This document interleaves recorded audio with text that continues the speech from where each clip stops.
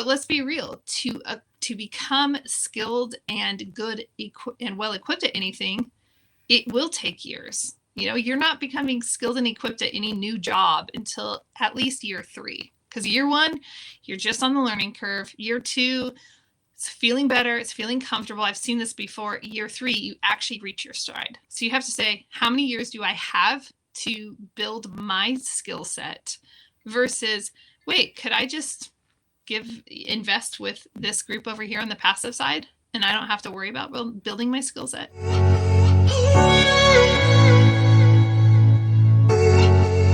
And while that sounds like, hey, lucky you, Julie, you have a silver spoon in your mouth type thing, I'm actually first generation in commercial real estate, and specifically commercial real estate acquisitions for apartment complexes and assisted living facilities. And so I'm doing something that actually the rest of my family is not in the loop of and does not understand. And I've had to forge my own path. It's been absolutely powerful.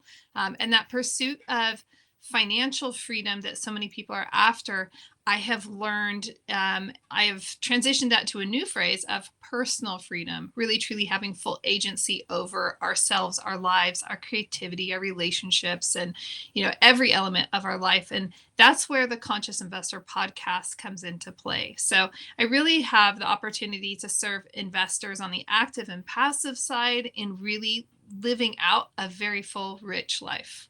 And I love it. That's awesome. So you started essentially from scratch. Your family doesn't come from real estate, but you've chosen the path and you've learned the whole industry, and now you're able to teach others how to invest and invest passively. Is that correct?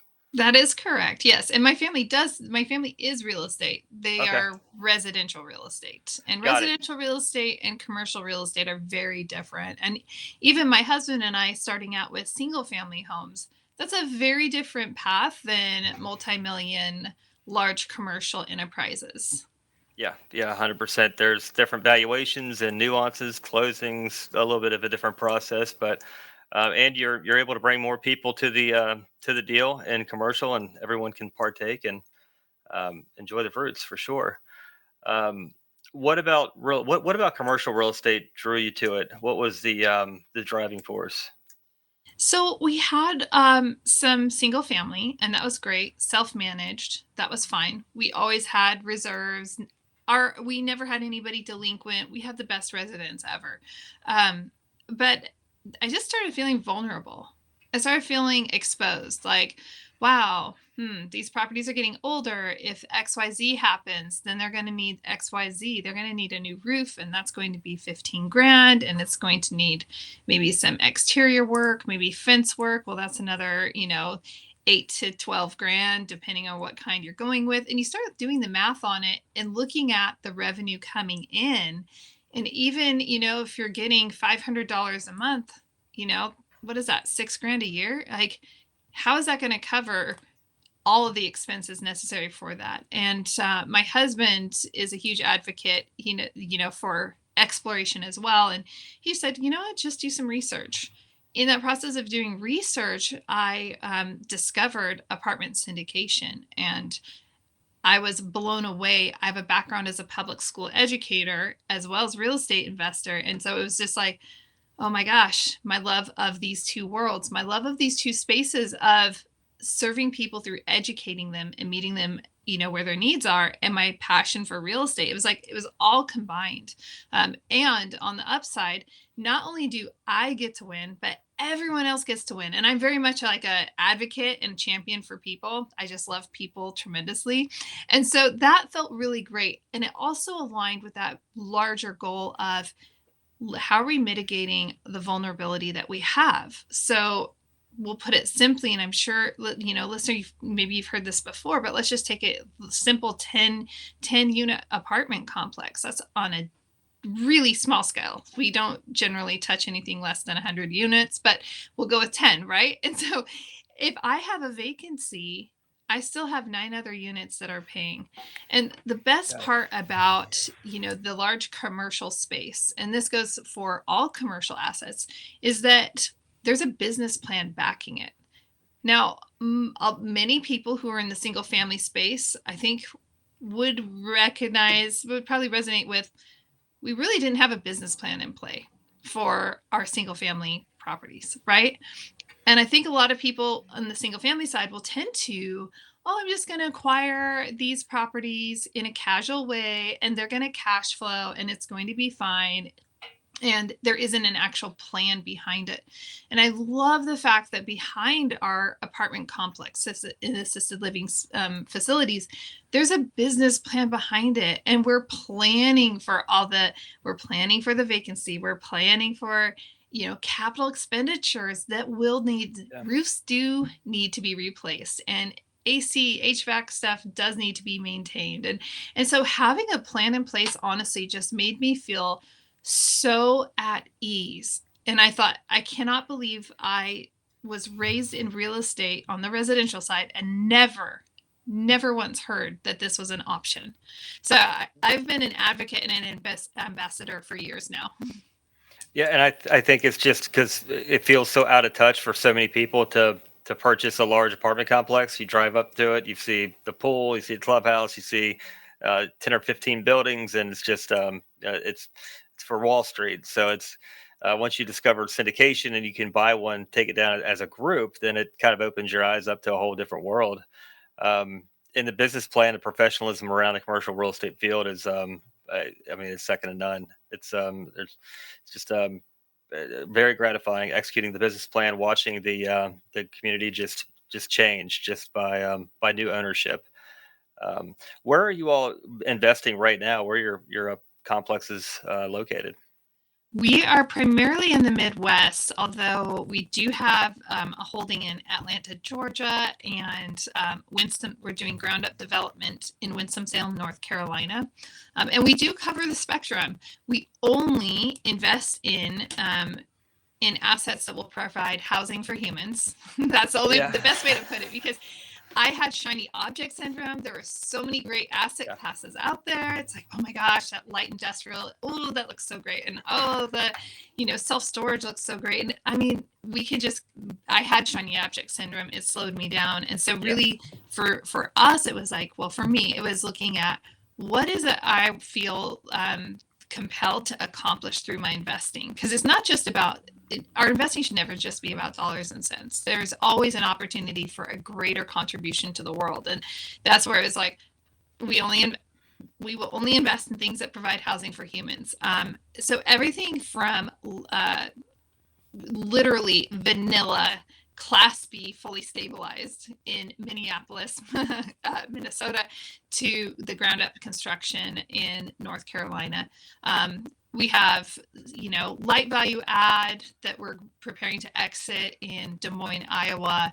We also have assisted living communities in throughout Wisconsin. So a little, I'm finding I love and I gravitate towards the heartland. I really like the returns that are, available in the Midwest. The competition is different.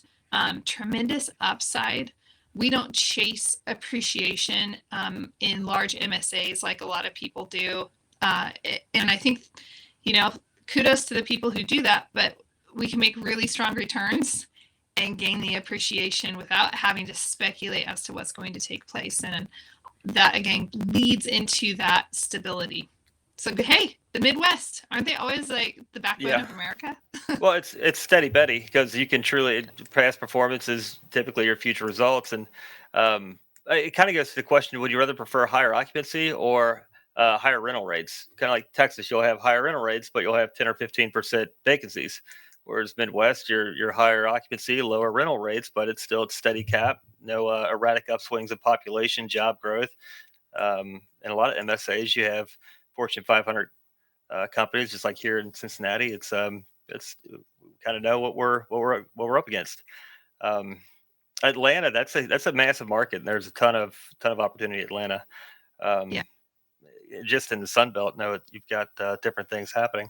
What are you seeing with the economic environment in some of these areas? Yeah. I mean, considering we are staying in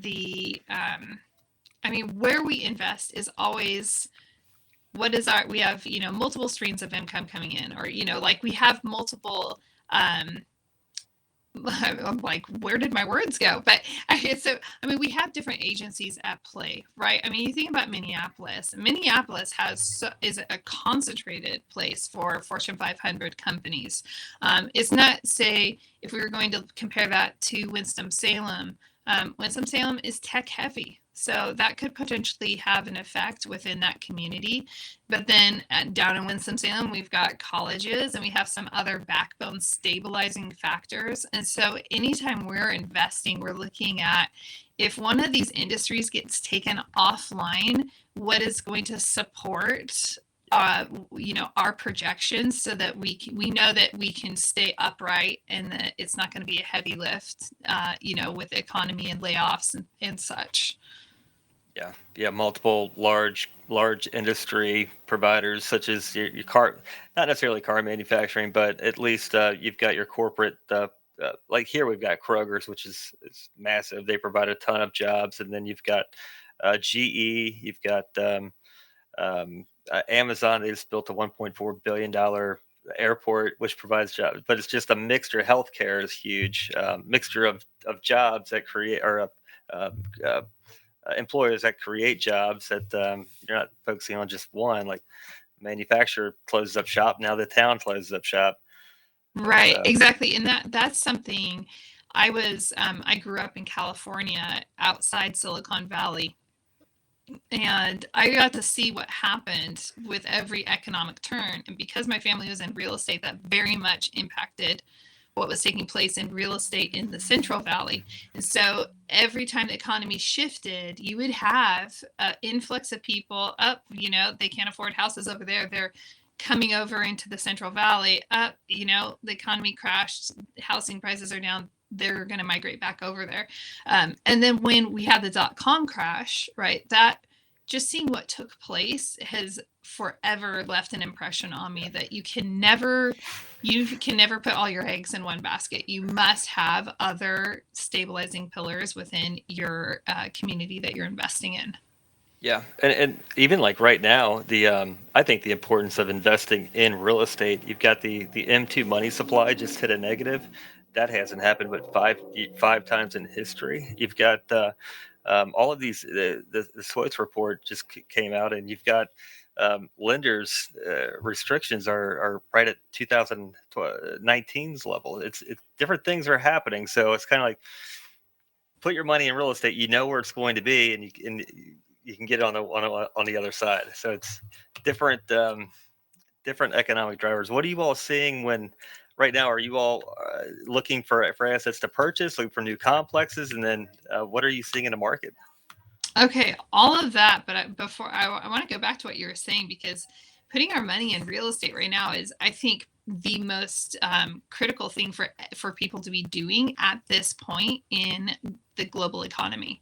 We see a lot of different transitions taking place with currencies, and with those transitions, that can displace a lot of things. The dollar isn't strong, and now we have these competing currencies on the, even the US government is trying to generate its own, crypto, its own electronic currency and such. And so when we see the impact of those things, we should be saying, inflation is taking place. My money in the bank is not growing, and I am losing every single day because I'm backed by a dollar. When we are backed by something that is a hard, tangible, real asset, now, regardless, this is what I've been talking with investors about, regardless of what the currency is. Now, I am not a doomsdayer type person, but I am saying, like, hey, I don't know what's going to happen. And it's not the first time currency has changed.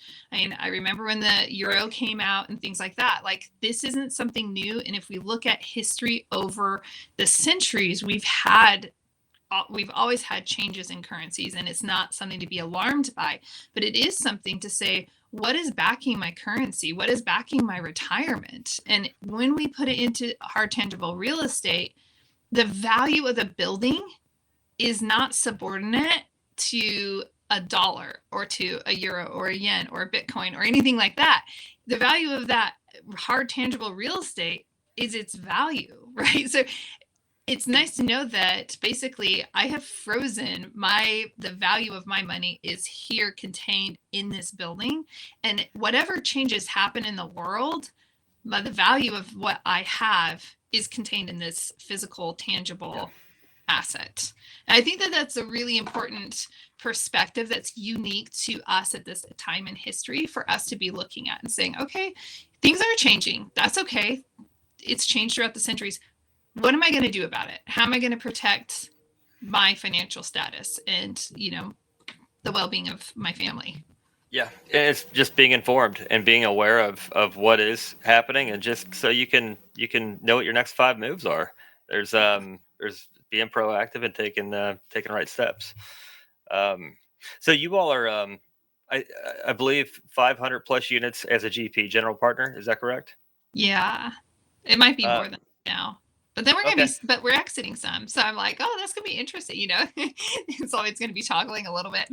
Well, and you've got to fill the cup back up. Real estate is very capital intensive. You've got to fill the cup back up. That offloading a couple assets to purchase more assets. It's just that's the game. Every industry has a game, and that's a part of it.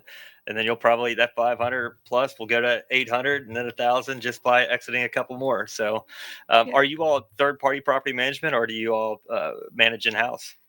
Yeah, actually, so in my different partnerships, we have some different structures. So on the assisted living, one of the things I value about the assisted living facilities is that is managed in-house. So that is integrated, and there's an importance behind that. When you're dealing with the livelihood and when you're dealing with dignified care for our seniors, you really want to ensure that there isn't a gap in the communication process.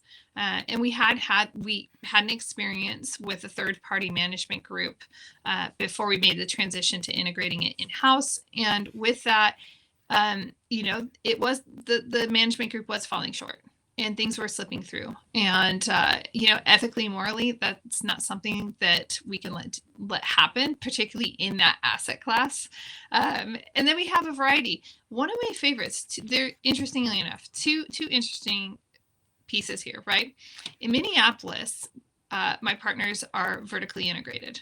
And so all of the management is in house. In fact, when we picked up the last 123 units from a local investor's portfolio, we actually acquired his property management group at that time. Nice. And so brought that all in house.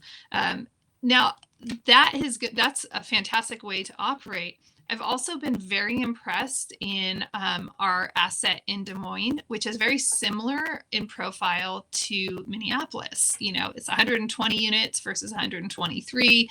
They're both Class B. Minneapolis is fully stabilized, and Des Moines was light value add. But in Des Moines, we actually had a national group managing that asset. And I was shocked at the capacity that management group had being on site and touring the facility or touring that complex with that third party management group. You would think, oh my gosh, you're a big national, management group. You're going to be so removed from this, but they have such strong SOPs that I think they operate nimbly, they operate effectively. We were able to, we hit our second year projections. We hit within 3 quarters. So Wow. it was really powerful. So I think all of this to say is that I think it's good to have having these variety experiences has kind of lent me to say this works really well, but that doesn't mean it works extremely well. And let's face it, it favors everybody when we have in-house, when we're fully integrated. But it's not a disservice if we're using a third party management company that is aligned with our values and has strong SOPs. Yeah, you answered that perfectly, because it can be a blessing and a curse to have third party. And if you have the right company that has the right SOPs, the right chain of command, right personnel, the right balance, then and they know exactly what they're doing day in and day out, they can be extremely effective. Yeah. Um, you go through one bad property manager and you're like, wow, I can't we can't do this one again. but that can be totally turned around by the right company, and you found one that truly fits, and now it's almost like, how do you grow faster off of utilizing this same company? If you have that experience with that one asset, what's it look like on maybe two or three? And that's where you can truly scale, is finding those right partners, because um, self-managing is tough. It is extremely tough because your focus is scattered, your energy is scattered, and ultimately the property does do better, but you're not compounding down on your focus. What would be one of the biggest learning lessons that you've had so far in your career? I've learned so much. That's great. I'm at a point in the year where I'm doing a lot of reflection. I think one of the this is a soft skill. This isn't a hard skill. But trusting your intuition is Yeah. really, really critical.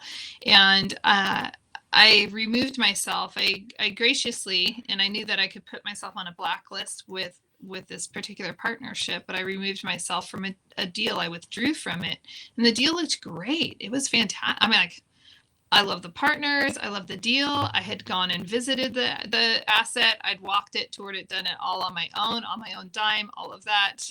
And something wasn't sitting right, and I couldn't put my finger on it. And I trusted that, which was terrifying. It's terrifying. I already had investors. I'd already launched it, and I had investors interested.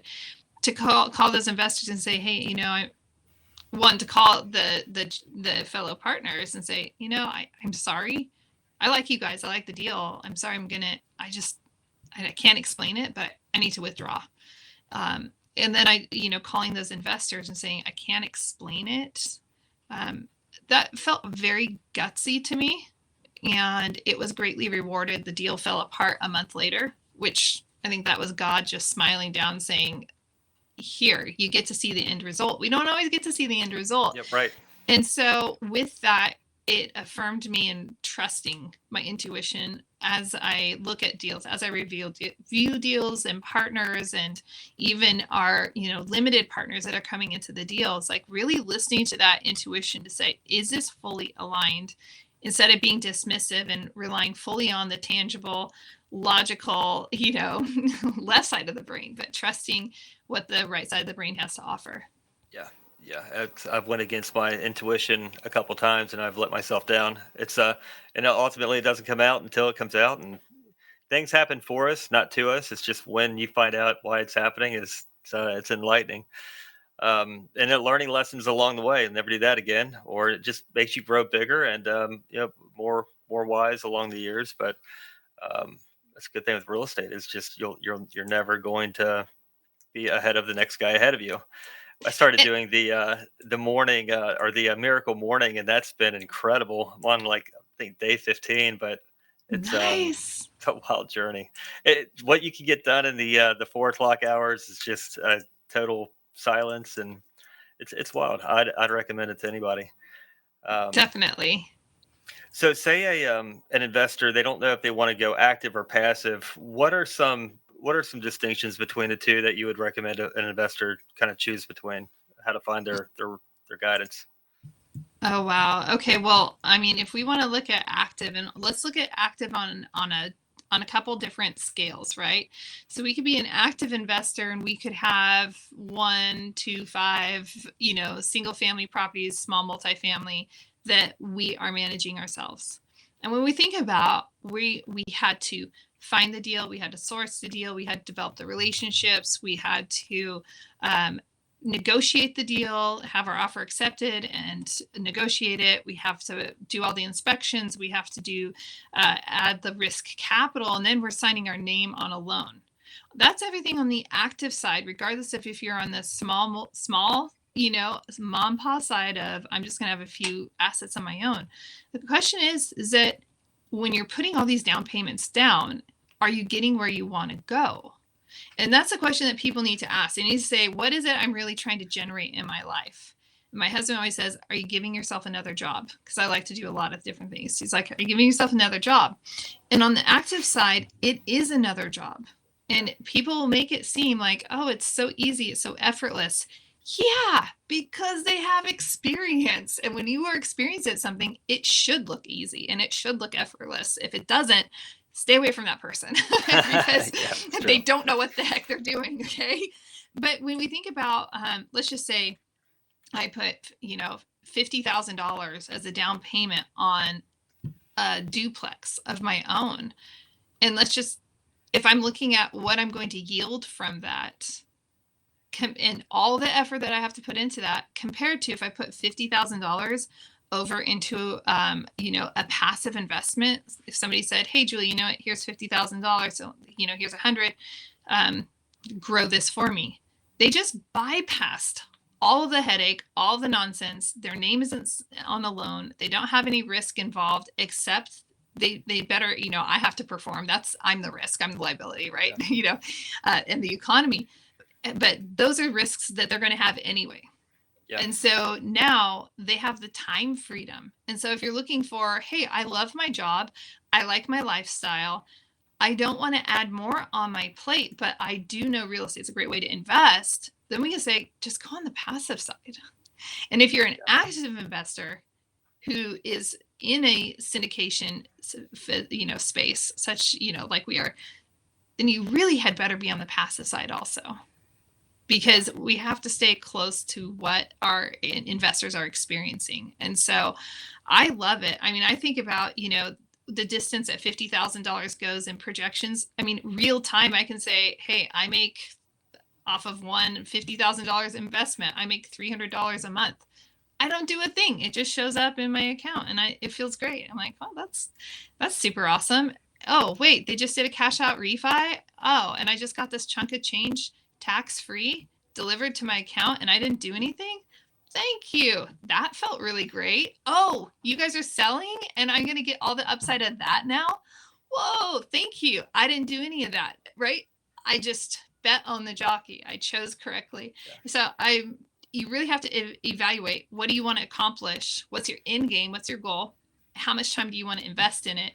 And there is a learning curve. And so do you want to spend your free time learning about real estate, and do you want to invest years becoming, equipped to do that successfully? It's not like it's rocket science. It's not rocket science. So I don't want to misguide anybody in being scared or anything. But let's be real. To become skilled and good and well equipped at anything, it will take years. You're not becoming skilled and equipped at any new job until at least year 3. Because year 1, you're just on the learning curve. Year 2, it's feeling better. It's feeling comfortable. I've seen this before. Year 3, you actually reach your stride. So you have to say, how many years do I have to build my skill set versus, wait, could I just invest with this group over here on the passive side and I don't have to worry about building my skill set?